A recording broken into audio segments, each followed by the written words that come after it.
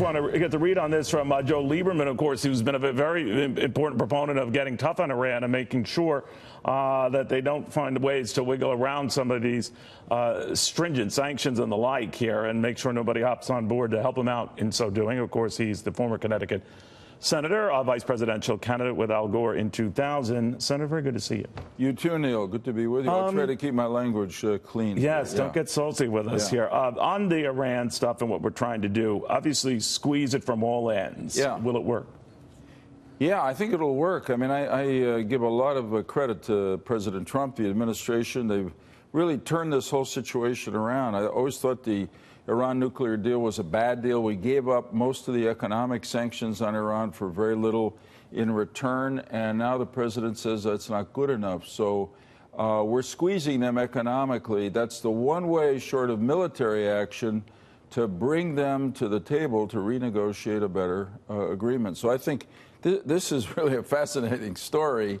But it's not that new, a little different, not that new in terms of Iran. They've tried every way they could to skirt the sanctions. We're hurting them now economically, and their people are very restless generally against this regime. So there's a moment of opportunity. I still think Iran, in a very unsettled world, is the biggest threat we face. Yeah, you were saying that the last time you were here.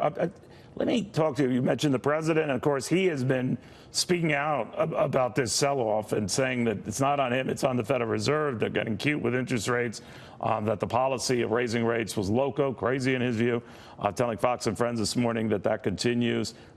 Even earlier at the White House, talking about the fact, I'm not going to fire the guy, Jerome Powell, but I'm not happy about it. What do you think of just the way he constantly speaks out against the Federal Reserve? Well, you know, this is the Donald. We don't call him the Donald anymore. We call him Mr. President. This is him. So he'll constantly speak out. But if you were president, would you do that? The fear is that all presidents feel this way. We got to stress that when the rates are rising. But he, lets it be known. Yeah, lets it out. So what I would say is the Fed is doing pretty much what I think they have to do now, which is we got a growing economy, which is great. A lot of people are working. Unemployment is historically low, but now you got to worry about inflation, which also hurts the average consumer. Well, do you think the Federal Reserve has been raising interest rates too much? No, I think so far it's been methodical.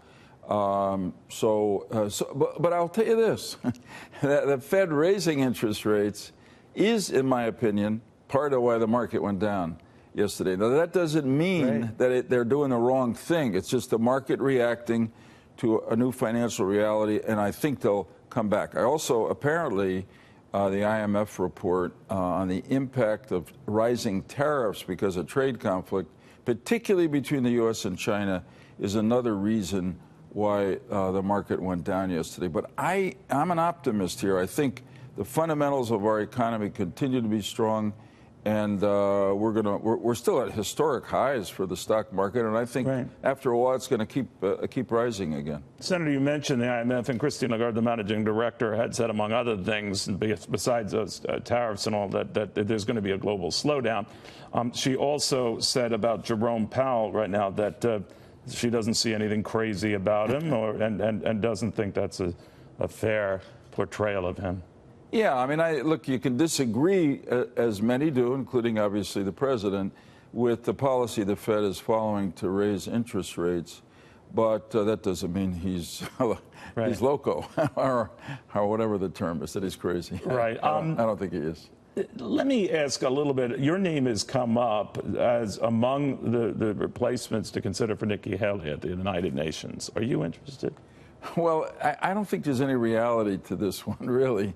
I wouldn't use the term fake news, but it's a rumor. I don't know where it began. It didn't begin with me or my wife or children.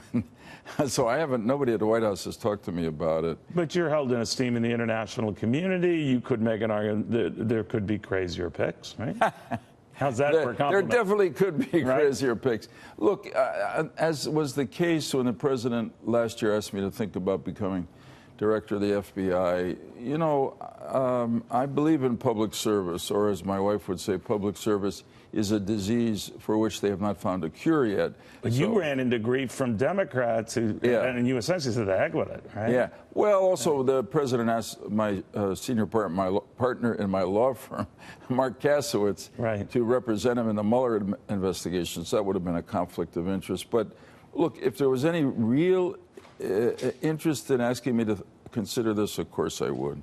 But I'm very happy where I am now, and I'm not yearning for anything else. You know, the midterms are a little more than 3.5 weeks away, and a lot of people are saying maybe the post-Kavanaugh anger on both sides could influence that. Do you think this market sell-off, the higher rates, all the stuff you alluded to at the outset, could that influence it? What do you think? It might. I mean, the irony here is that the economy is so strong that it ought to be benefiting, you would think, the incumbent president and his party. Yeah. But it seems like it's not at this point.